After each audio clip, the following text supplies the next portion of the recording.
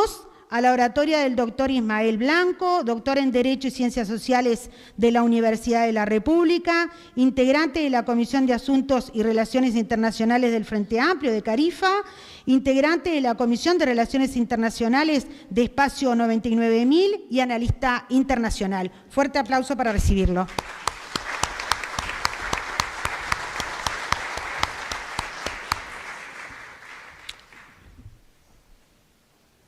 Queridos compañeros, compañeras, amigos, voy a intentar no ser reiterativo en virtud de los análisis. Voy a decir algo, no me considero con el ampuloso nombre de jurista, simplemente soy un abogado egresado de esta casa de estudios, hijo de trabajadores. Gracias a esta universidad, como tantos que han podido, como muchos de los que están aquí presentes, han podido recorrer estos edificios donde sus hijos o nietos se convierten en profesionales. Quiero decir eso y también quiero decir que quienes están acá hacen una convocatoria permanente a la unidad y a eso me quiero sumar. Mercedes decía, entre otras cosas, que integró la Comisión de Asuntos Internacionales del Frente Amplio. Está presente el compañero Pereira, presidente del Frente Amplio, pero también están presentes otros compañeros que no integran el Frente Amplio y que han trabajado denodadamente para esta actividad y que entendemos que es el camino y el comienzo para seguir transitando en los temas que nos unen, tanto en lo político como en los aspectos sociales. Yo quería también mencionar que cuando venía para acá recordaba la trayectoria y la lucha del pueblo uruguayo. No va a ser distinta a esa tradición que tiene el movimiento popular, la Central de Trabajadores, con Marcelo como presidente, que supimos también estar presentes recorriendo secundaria hace más de 40 años, cuando recién y todavía teníamos que trancar con un pie en la puerta el portazo que los sectores fascistas querían dar en este país. Transcurrió el tiempo y con mucha lucha logramos abrir los caminos y se abrieron las puertas para que se haga justicia. Quizá o no quizá, no a la velocidad que nosotros pretendemos, pero hace muy pocos días hubo una sentencia que es una sentencia que es tan importante como otras, pero es un símbolo, que se condenó a los torturadores, asesinos y fascistas que mataron y que fue el último mártir del Uruguay antes de que se terminara la dictadura, que fue Vladimir Roslik, asesinado por ser de izquierda, por ser comunista y por ser de origen ruso.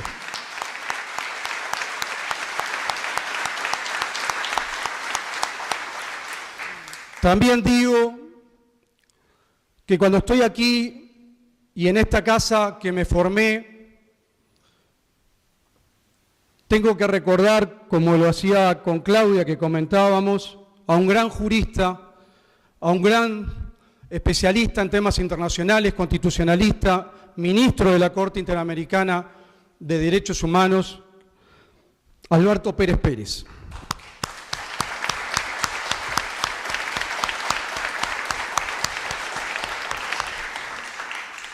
Y como estamos hablando de normas, pero si estamos hablando principalmente de la lucha por la justicia y la emancipación, también quiero recordar aquí al querido compañero y amigo de muchos de los que están aquí presentes, doctor también Felipe Michelini.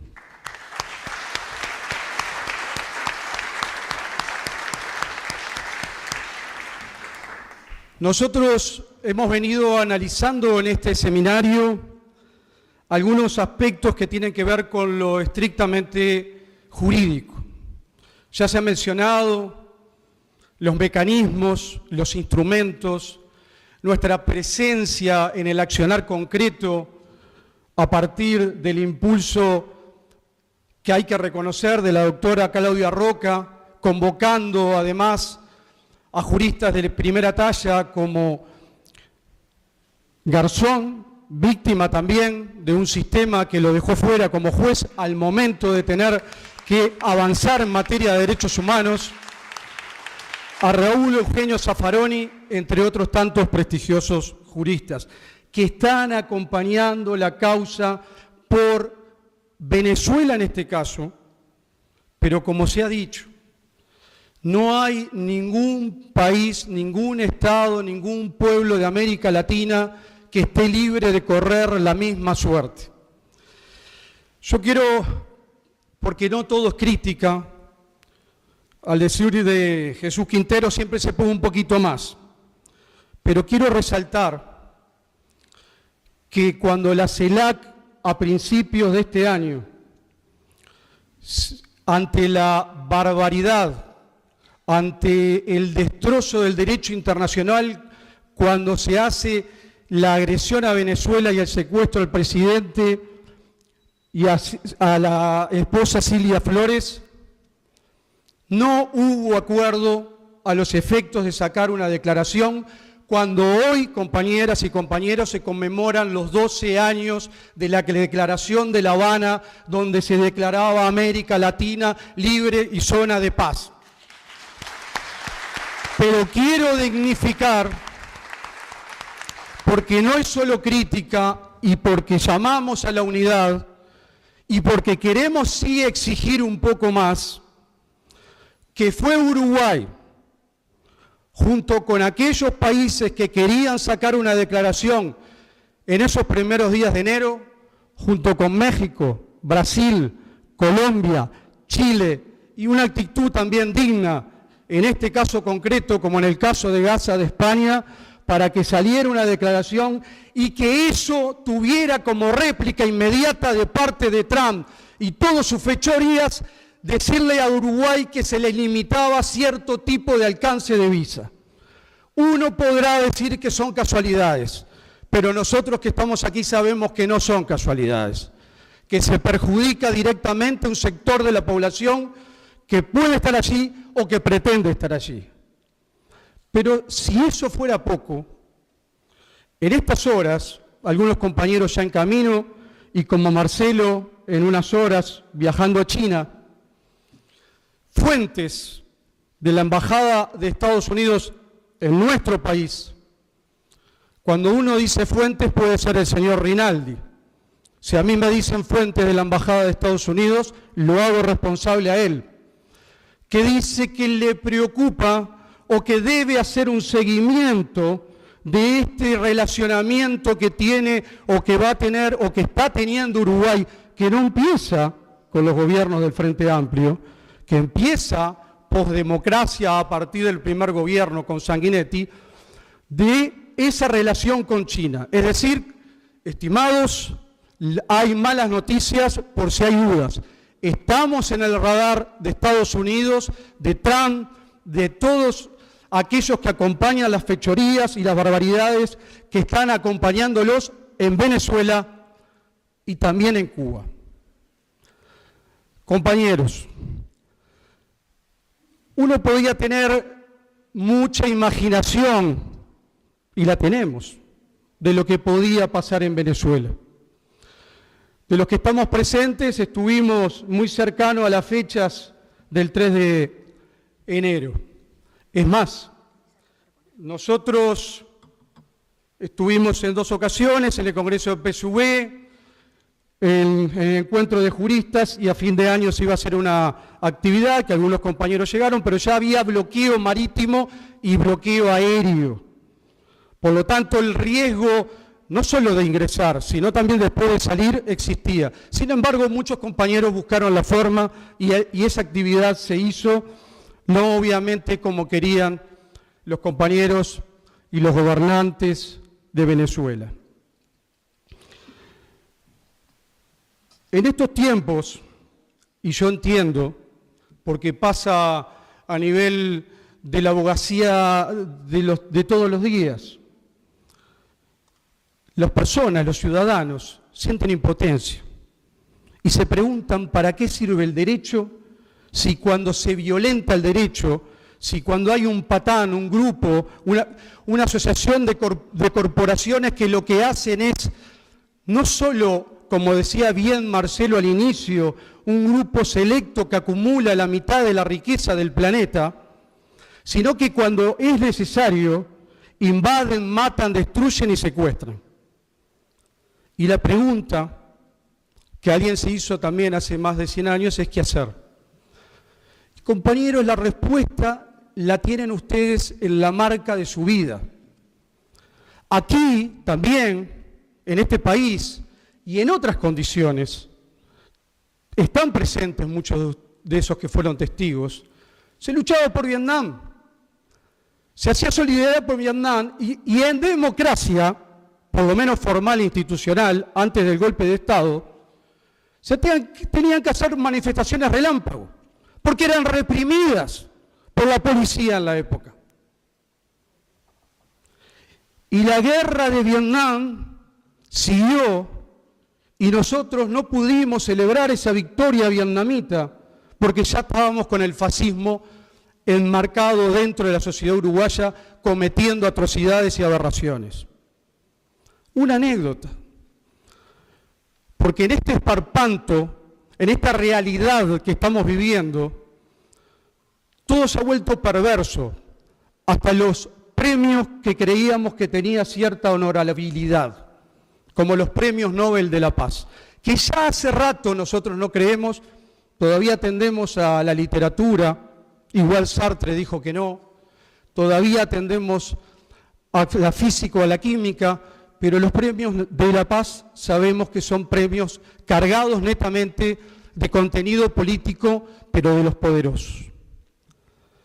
Pero la contracara de Corina Machado, estimados compañeras y compañeros, también la tuvo la gallardía, la honorabilidad y la valentía del pueblo de Vietnam. Cuando Le Duc Tho dijo, no acepto ningún premio Nobel de la Paz porque mi pueblo aún está sufriendo una guerra. Y esa es la actitud que nosotros esperamos de los líderes a nivel internacional. Los compañeros se refieren al derecho. Y yo podría enumerar rápidamente un montón de aspectos que se dijeron, pero que podemos sintetizar. Podemos hablar de Hugo Brochio, cuando a partir de la paz de Westfalia dice, bueno, tenemos que buscar determinadas reglas porque el mundo no puede andar de guerra en guerra. Tiene que haber una forma civilizada de acordar, de buscar soluciones, medios pacíficos para ello. 1600. Pero también, hoy podemos decir lo que se ha dicho. Los jefes de Estado gozan de inmunidad penal extranjera, de inviolabilidad penal absoluta. Eso se violentó. Y acá no es entrar a determinadas caracterizaciones que lo que hacen es descentrarnos del fondo. Hay un jefe de Estado, reconocidos los hechos, porque Venezuela seguía siendo parte de la comunidad y sigue siendo parte de la comunidad internacional a día de hoy. El secuestro es un acto de agresión, violenta el Estatuto de Roma, como decía Santiago Enrique. Se viola además la Convención Internacional que tiene que ver con la toma de rehenes. Es un secuestro grave de la violación de derechos humanos en el Pacto de Derechos Civiles y Políticos. Y podemos seguir. El asunto es que vivimos un tiempo, yo diría, de la crisis comparable al ascenso del fascismo de la década del 20 y del 30 del siglo pasado. Muy similar. Muy similar. Quizá quedará para que cada uno lo evalúe con ciertas debilidades de nuestro lado. Falta de unidad, falta de líderes. Pero cuando digo líderes no digo de profetas. Hablo de conductores que puedan a transmitir este tipo de situaciones para encontrar la unidad en el pueblo. Estos días, mientras uno pensaba, yo me acordaba de Fidel. Y me acordaba de Fidel en los momentos trágicos, cuando Girón, y en los momentos trágicos cuando cayó la Unión Soviética. ¿Y qué decía él? ¿Qué es lo que no nos puede faltar? Unidad. Y eso es lo que nosotros tenemos que permanentemente, pedagógicamente trasladarle en todos nuestros ámbitos. Marcelo decía en las fábricas, en la universidad, al viejo estilo que nunca es viejo estilo. Hacer política, compañeros. El derecho internacional es una expresión de la política de los estados, donde en definitiva los poderosos avasallan en la medida que no exista unidad y una red y una concordia entre los estados no menos ricos, que no inciden en ese poderío de la misma forma. Nosotros lo que estamos viendo, si lo tuviéramos que caracterizar en el derecho penal ordinario, sería que se está construyendo desde hace rato, desde hace, por lo menos desde el principio claramente de este siglo, finales del siglo pasado, hace 30 años. Es una especie de derecho penal del enemigo, pero a nivel internacional. ¿Quién es el enemigo? Implosionó la Unión Soviética. El enemigo es el terrorista, es el narcotraficante, es el que no sigue los dictados del consenso de Washington, es el que quiere acercarse ni siquiera a acuerdos de tipo político porque se está en otra fase, pero por lo pronto avanzar en aspectos económicos respetando las asimetrías como el mundo BRICS, que Uruguay debe formar parte y que forma parte por lo pronto por ahora adhiriendo al Banco BRICS, pero debe profundizar, sabiendo y asumiendo los riesgos. Por eso, además de unidad, necesitamos pedirle a nuestros compañeros dirigentes en todos los ámbitos que están coraje, rebeldía, valentía, porque con unidad, si tenemos coraje, rebeldía y valentía, sabremos soportar. Nosotros no somos unos improvisados que le pedimos a que asuman cualquier irresponsabilidad, porque esto es soplar el viento y se te cae una economía. Y ya nos lo han hecho notar. ¿O acaso cuando asumió Trump no le aumentó los aranceles a Uruguay y a todos los que se le cantó con un 5% para empezar? Y además hoy se descentra en una situación de crisis relativa, cada uno sacará sus conclusiones, porque también las contradicciones ellas lo viven y por acá quiero ir. Nosotros miramos al mundo y hoy estamos en solidaridad con Venezuela, con Cuba, con los pueblos que sufren, con nuestra América Latina. Pero miremos también adentro de Estados Unidos. Cuando Vietnam y el pueblo vietnamita triunfó, cuando negociaban en París y en las selvas de Indochina se peleaba, también la opinión pública del pueblo norteamericano jugó su rol. Y yo creo que hay que apostar, porque eso también es parte de lo que se ha denominado por algunos especialistas de la guerra híbrida, la guerra de la información, de la contrainformación. Pedro Sassone lo decía muy bien. Lo primero que están haciendo es confundiendo, es mirarnos de reojo y con desconfianza entre los compañeros. Sin lugar a dudas, ya lo sabíamos de antes, militarmente eran superiores. Lo dijo Allende en La Moneda. Podrán derrotarnos por las armas, pero vamos a derrotar algún día en las calles de las alamedas que se abrirán. Y por eso nosotros tenemos que también, compañeros, pensar que ante cada información chequearla. En la noche de ayer, serán casualidades, una compañera de la Cancillería de Venezuela se contactó conmigo porque hoy hubo una actividad que estaba en el marco de los 12 años de la Declaración de La Habana de la CELAC, organizada por el PSUV.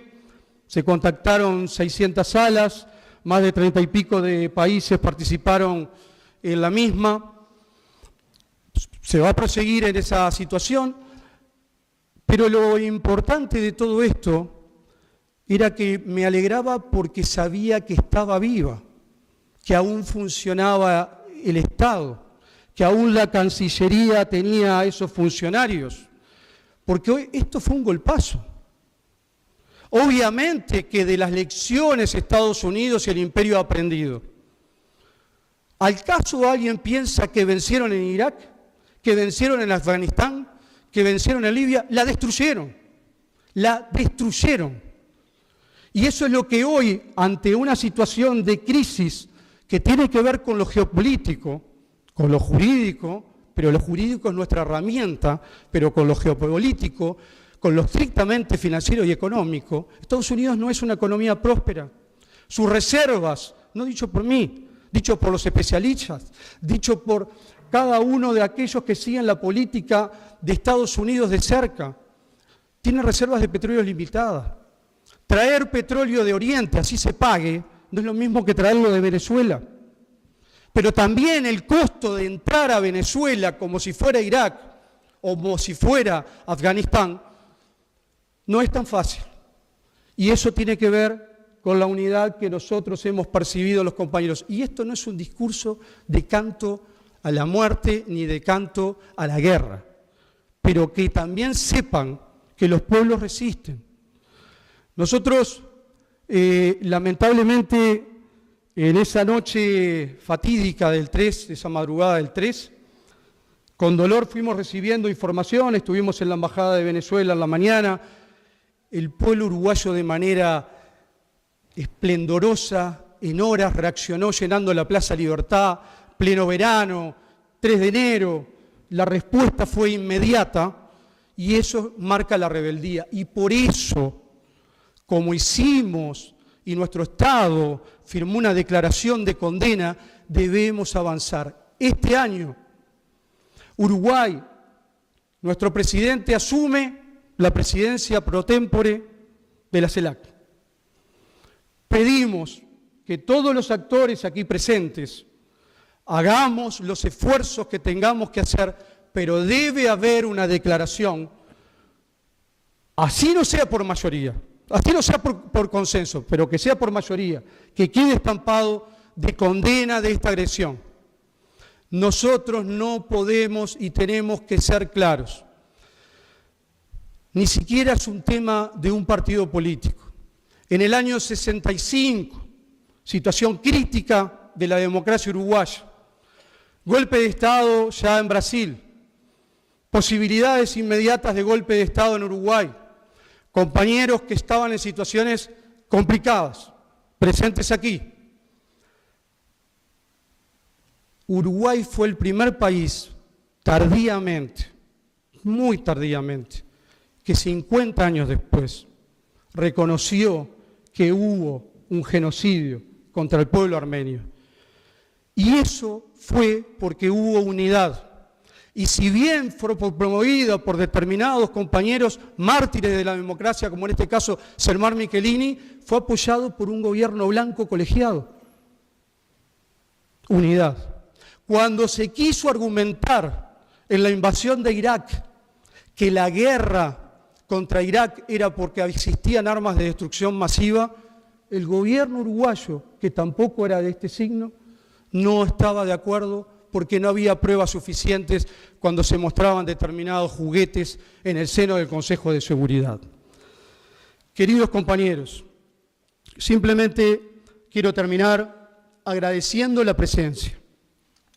Este solo acto, esta presencia de ustedes, vale lo que no tiene precio, que es la acción de solidaridad con el pueblo venezolano y también con el pueblo cubano. Pueblo que nosotros también, y aquí quiero hacer una mención, está presente, alguien que supera ya los 90 años y estaba aquí arriba siendo uno de los compañeros que cuidaba al comandante Ernesto Che Guevara, que estaba a unos metros de donde estoy yo parado, junto a Salvador Allende. Ese compañero que está ahí, junto a ustedes, dio una lección de que pasaron más de 60 años y no nos logran cambiar. el imperialismo de Estados Unidos no nos logra cambiar. Por eso pedimos unidad. Y que lo sepan, y que quede claro, pensando en Fidel, pensando en el pueblo venezolano, pensando en Cuba, quiero decir aquello que decía Maceo: quien intente apoderarse de Cuba, de Venezuela o de América Latina, recogerá el polvo en su suelo anegado de sangre, si no perece en ella. Muchas gracias.